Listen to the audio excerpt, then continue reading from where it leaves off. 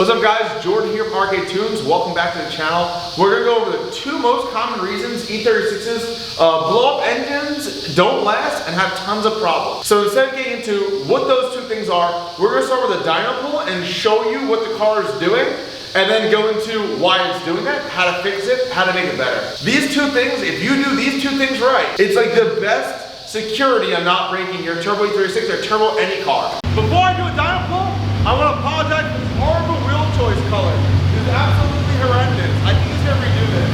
But please don't roast me and say he has horrible taste. I don't know what he's doing.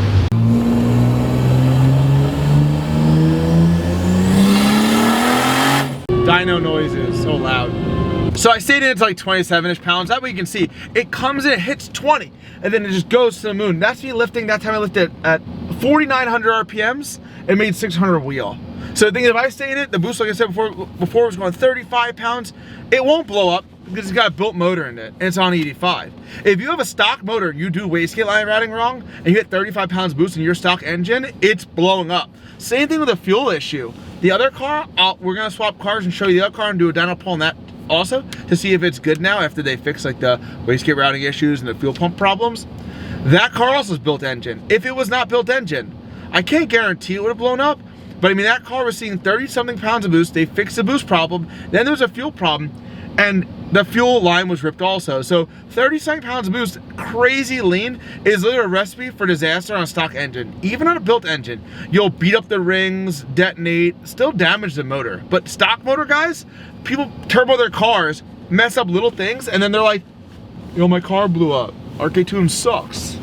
Whereas in reality, even legitimate shops mess up. Like I said, I didn't build this car, but some guy did a really nice job, but it was years ago. That line lasted a few years before it started having problems. Turbo E36 back on the lift now instead of dyno. We're gonna go over what's wrong. I expect to see a line off, ripped, etc. It's not, it all looks pretty normal. The few things I do see, and we're gonna get all this resolved, is this hose that I'm gonna show you guys in a second is the wrong size. And what happens is this goes for blow-off valves, fuel pressure regulators.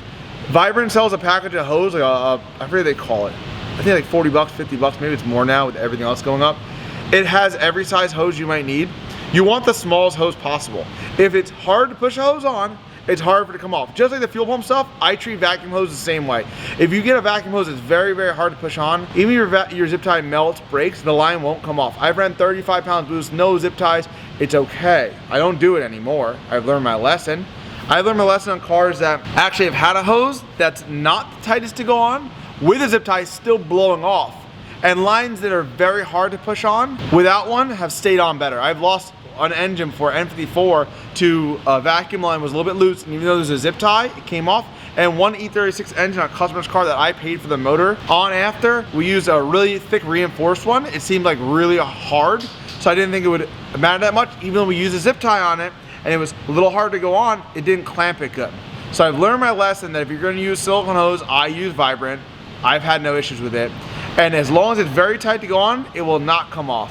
My F80 caught on fire. The fuel pressure regulator line is the same one that's still on this car to this day from the fire, and the zip tie melted, and the Vibrant line is still on there and still tight. I just didn't change it. I was like, this is great. So check out how loose this hose is.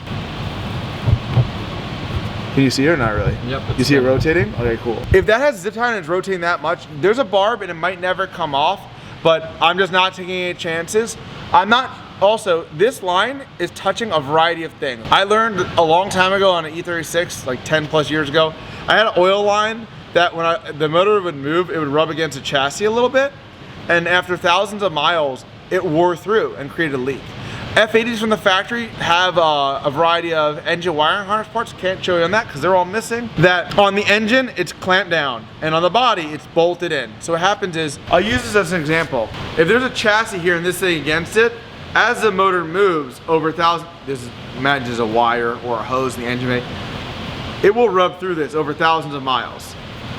If this is bolted and the motor moves, this is designed to flex. A piece of wire is okay. It cannot stretch.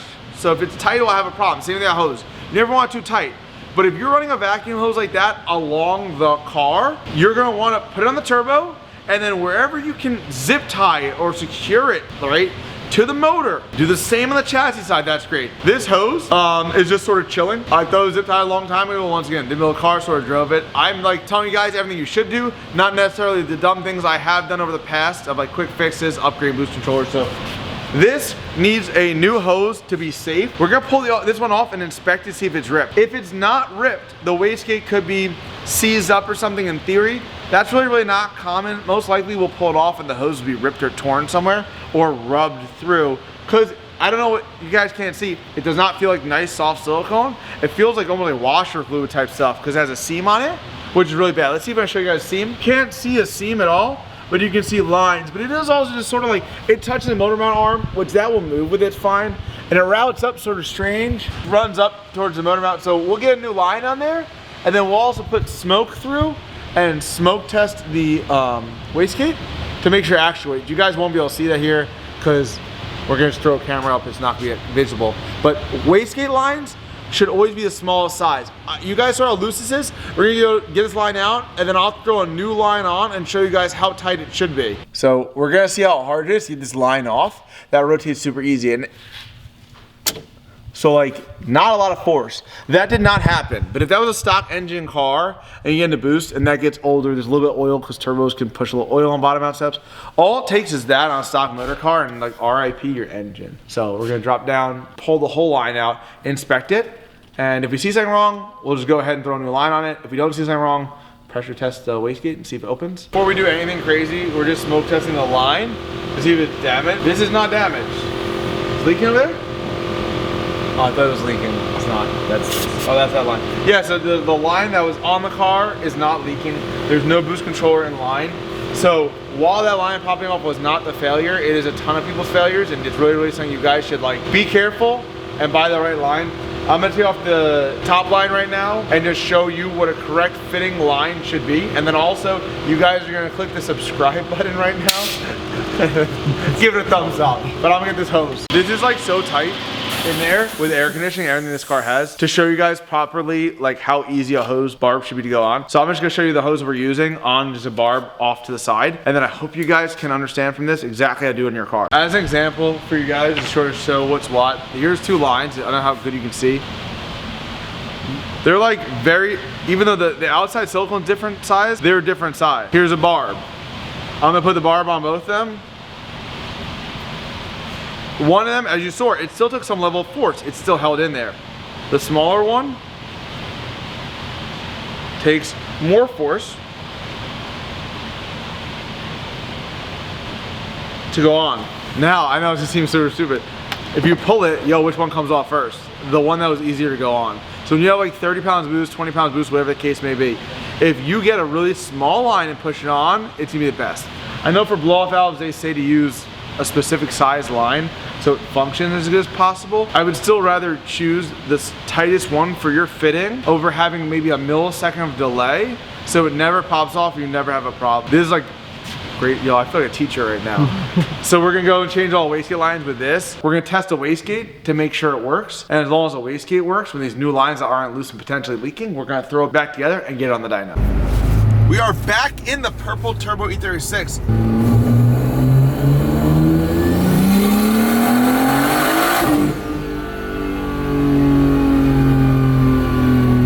Sad day, dude. Obviously, as you guys see, car still has boost creep.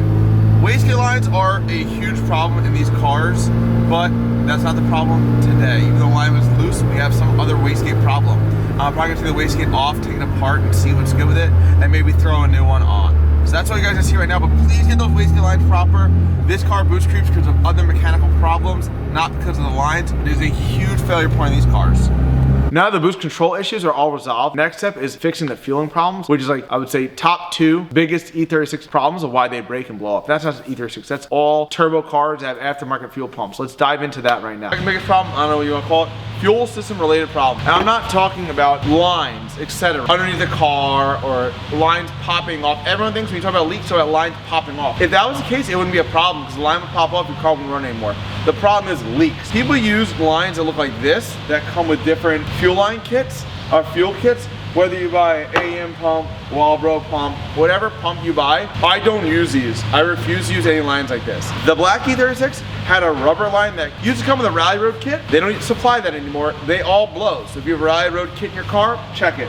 Walbro 255, the line that comes with a little pink stripe, if it's authentic, has no problems I've ever really seen. They last on gasoline. You start running 85 on these pumps, even though they say they're 85 rated, the lines don't last. The only line you'll ever see us install here, like I feel like I'm giving out all the secrets today on how to make your car work, is these clear submersible hose. I buy from Radium. Is there other places you can get similar quality? Yes. Is this made in China? Probably, I'm not sure. I don't care. The Radium one is literally, let's see if it says it on it. No, it doesn't. It probably says engineer in Portland or wherever they are in Washington. They're super cool though.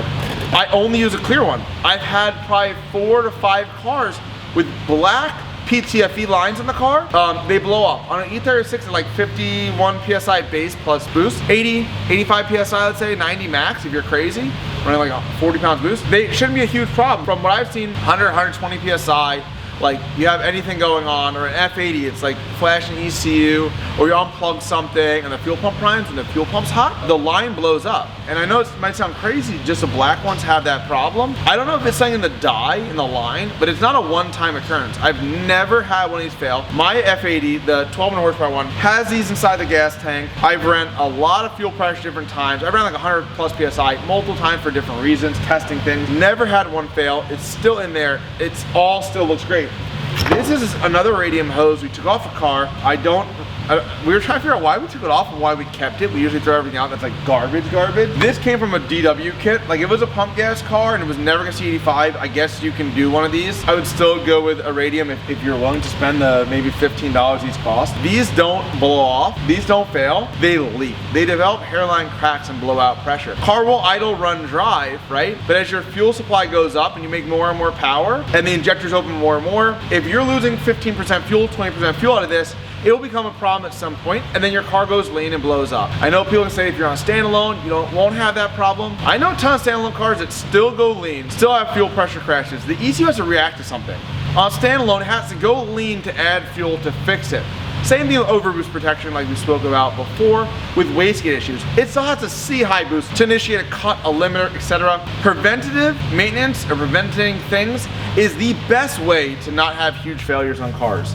That's like one of the things. The other thing is you have to have the, I'll go into 2 more. You have to have the correct size line. It's not just like these lines are the worst in the world. The line should be hard to go on. It's like this line compared to this barb, this is like relatively hard to go on. If you take this line compared to this, still a little firm, but if you could tell, this will come off if your hose clamp's not really tight.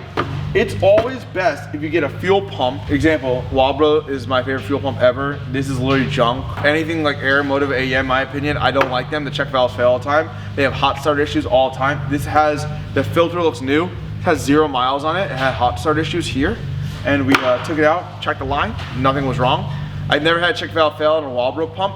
DW is supposed to be really good too.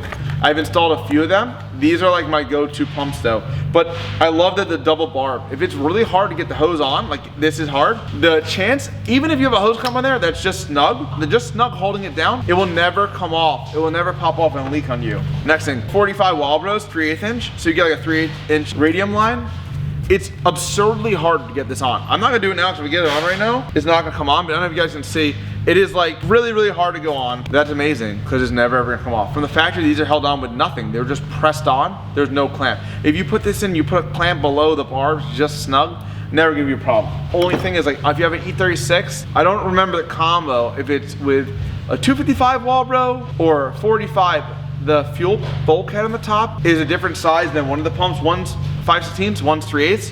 So like you can get, I'm not sure if this is the best thing to use on. You'd have to look up if like brass or is okay to use with ethanol. I am not gonna be able to tell you that. You can Google and look it up. But you can buy a 5/16 to 3/8 little adapter, and then you can like get one side in one hose, one side in another Radium hose, go into the gas tank. If you need to go from a Walbro, I think it's from a Walbro 255 to the E36 hanger, which is 3/8. Could be backwards. You'll have to check that out. If you put this line in your tank, it will never fail. It will outlive everything on your car, and never have a problem.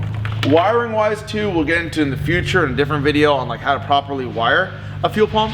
On the M240 build, when we get into fuel pump stuff, We'll get into how to properly wire your fuel pump, relays, etc. A lot of people, there's a lot of info online on how to like buy a proper relay kit and stuff. There's not a lot of people talk about these and how good these are. 2 E36s here, both out of 4 E36s have had it fail, and those are both 85 cars with big fuel pumps in them, multiple fuel pumps. They both have multiple fuel pumps, and they both have the same problem. If you have one fuel pump on 85, the same thing can happen. Gasoline, like I said, doesn't ruin these rubbery lines as often.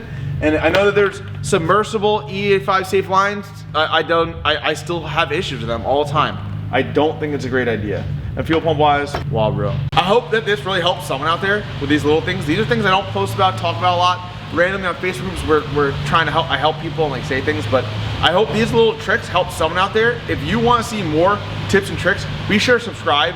I'll try to keep doing random things like this, but more importantly, the M240 build that we're doing, I'm gonna go over all this again, the M240 build, and then a ton more little tips and tricks on how to make your car as reliable as possible. And it all relates to E36 guys and 46 guys. So if you like this, be sure to subscribe, give it a thumbs up, and stay tuned for more.